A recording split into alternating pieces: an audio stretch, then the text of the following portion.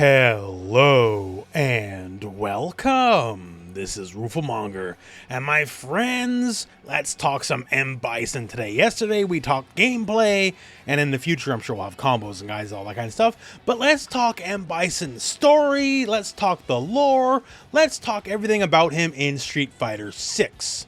While this is indeed the classic Bison, this is the Bison that quote-unquote died at the end of Street Fighter V, is not exactly the same because, well, he doesn't exactly know who he is anymore. As you can see here from his arcade intro and his story, he's kind of pulling the whole Terminator bit, showing up in an alley sort of naked, beating up some bad guys, and is on a journey to kind of figure out who exactly he is.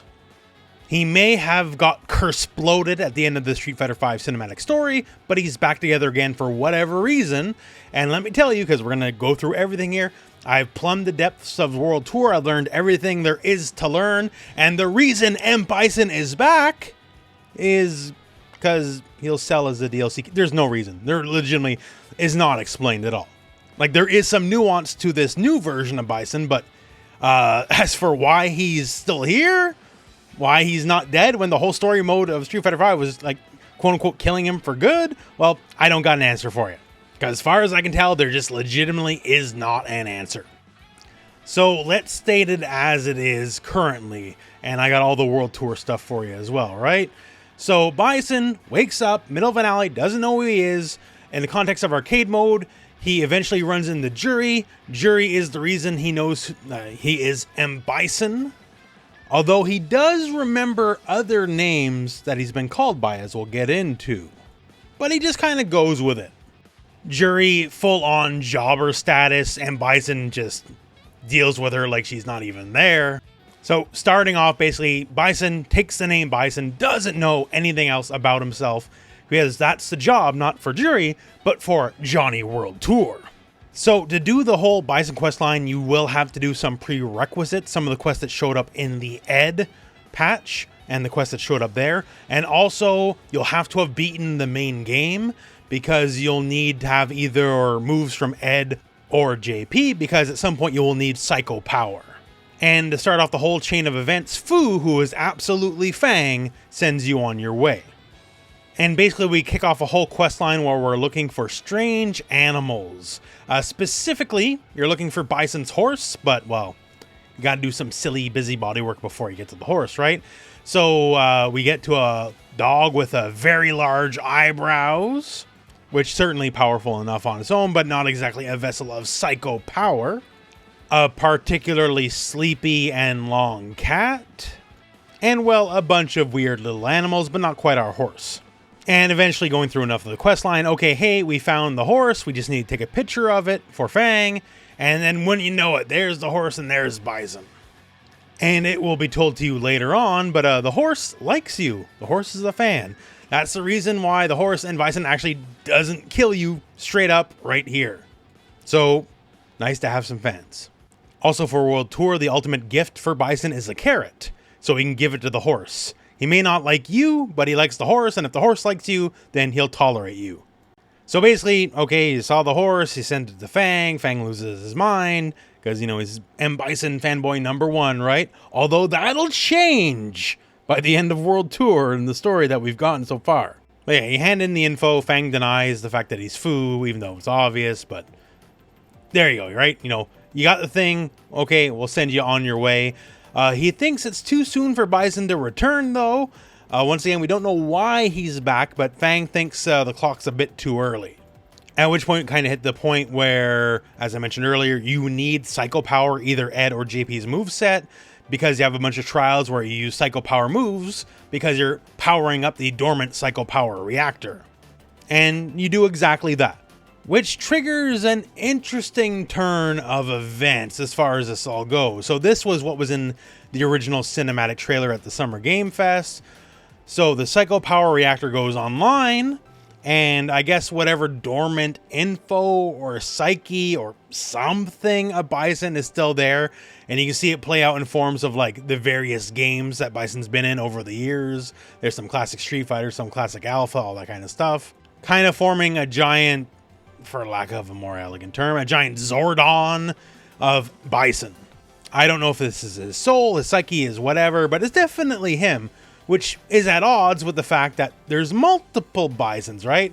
Because this Bison with amnesia is showing up, and this is where he kind of messes with whatever the original plan may have been, and effectively absorbs everything of Zordon Bison. So maybe this psyche was meant to be transplanted into whatever new body was lined up, but this Bison, which once again is confirmed by Nakayama, the director of Street Fighter 6, this is Street Fighter 5 Bison. This is the continuous Bison, if you will. This isn't some mystery clone or whatever, double body, whatever, out of nowhere. This is the original real deal, just with amnesia for whatever reason that is not explained. But after eating all what's left of that Bison psyche, he starts getting, some flashes of what the original Bison was. Not all of it, though. What name did you call me again? I remember Bison, or was it Vega? Shadaloo, Lord, whatever. Call me whatever you please, right? So, the famous naming differential between the Japan region and the rest of the world, where he's M. Bison everywhere but Japan, and then Japan he's Vega. And seemingly he's cool with either name, and that'll come up yet again. And hey, being World Tour, this is the point where, okay, you can fight like his style, you get a bunch of his moves, as you would expect. You give Fang the deets. You can see here like residual memories. He's starting to learn all that kind of stuff, but he doesn't remember his buddy Fang. So therefore something has to be wrong. Because if Bison doesn't remember Fang, well then this can't be the real deal. He's the number 2 after all, correct? So if he doesn't remember, this is not a true rebirth. At which point now we start getting some of the info, right? He's feeding us just some little tidbits, a lot of little just, artwork, all that kind of stuff as well. So he, I guess, thinks he's Bison anyways, and he's definitely hungry for world conquest. He definitely feels the need to conquer, although he doesn't feel necessarily attached to his previous persona in whatever shape it may be. He makes mention of the fact there's like sub-factions now, like JP's version of Shadaloo, Ed's Neo Shadaloo. He's not necessarily in like a rush to get things going back the way they were. Getting, the omnipresent Shadaloo engine running again. He's good to just be the current version of himself. So he's still power hungry, but we're not exactly retreading the exact same story over again and again and again. Eventually, enough of the memories resurface that he's like, hey, wait a second. The people that keep screwing with me over the various games, Crass Vagabond, Blonde Idiot, Kung Fu Wench. He's like, hey, maybe check up on these people, see where they're at. I don't exactly remember them, but I remember enough that they piss me off. But before then, he does explain why he took you on to begin with. And once again, it's because the horse likes you. And you can see here the psycho-powered horse. So Bison has the ability to bring life as well as cause, destruction and death.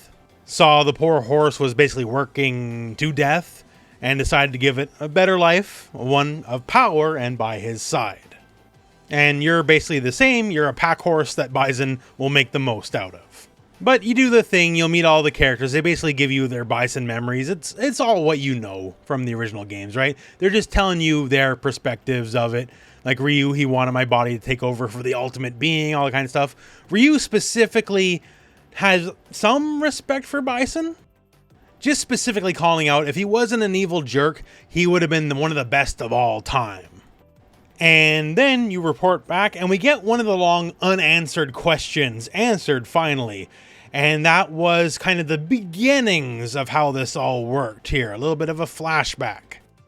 Talking about some of the origins of Psycho Power. And here in the artwork, you can see here's a much younger Bison killing the original old master, and Rose kind of looking on in horror. Rose being a soul power user. Bison also was originally a soul power user.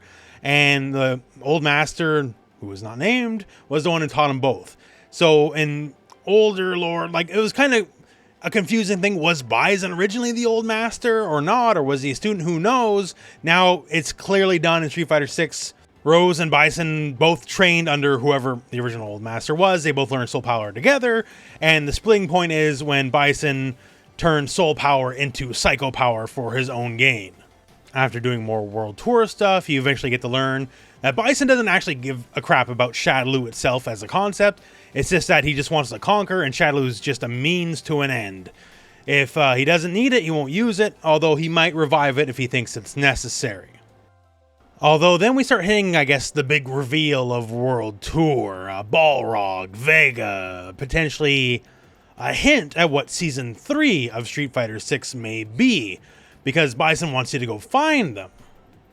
And Fang will help you doing exactly that, although he's like, they're not actually that special or important. So last time around, for the World Tour update for Akuma, we had all this Bison stuff pointing towards Bison, then he wound up being the next character, right? And now we're going to have a lot of Vega and Balrog stuff kind of showing up. Makes you think, makes you wonder. So in the context of fighting Vega, you have to fight this kid wearing Vega's mask, and you have to beat him up beautifully. And I'll tell you right now, this took me like 20 minutes. Because you're not allowed to get hit even once. Which is fine, except for the fact this kid just has a random counter out of nowhere. And if you touch him, that's it, you're done.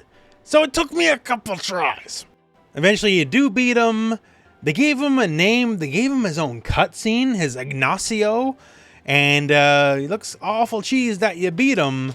And it makes me think somewhere down the road, Ignacio might be a thing again. Winning this fight does unlock Vega's mask for you, by the way. And this all leads to a conversation with Vega himself. And he's like, some call me Vega, some call me Balrog, just like before. Neither is his true name. They're actually just titles given by Shadaloo. So there you go, that little bit of lore now explained. And we get some art. And we see Ignacio in the background looking all sassy after the loss, right? Here's the thing, this is all voiced over. In the crazed ambition for world domination. So if this reborn leader of Shadaloo tale is true, if this is to be the beginning of a new age of madness and blood, perhaps it will be time for me to take up my claw once again. You may inform your leader of this. So if we got a Vega voice actor locked up in English, and I'm assuming in Japanese as well, we have that new, like, kind of slow tenor Vega theme in the background going on there. Seems like the pump is primed for Vega. And of course, there's not only Vega, there's also stuff for Balrog as well. And of course, it has its own annoying gimmick fights to go with it, which I'll skip for your ease of use, I guess. But yeah, so Balrog's kind of like, hey, Shadaloo coming back? I don't know. But the thing is, my boy's got his own Shadaloo, and I'm not exactly sure which one I'd go with.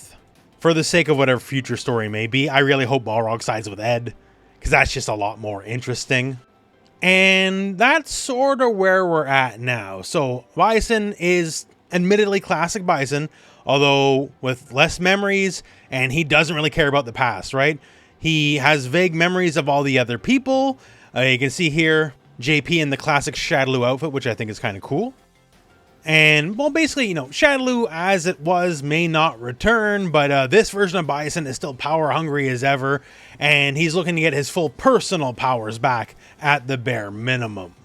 And that's great, except there's going to be one problem. Obviously, if he comes back, all the usual crew will come after him.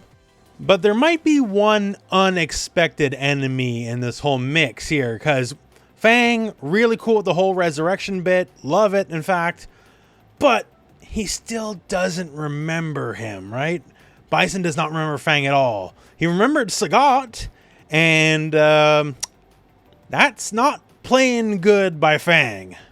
So basically, Fang's of the mind where if he doesn't remember me, this isn't the real deal, and we gotta start all over again.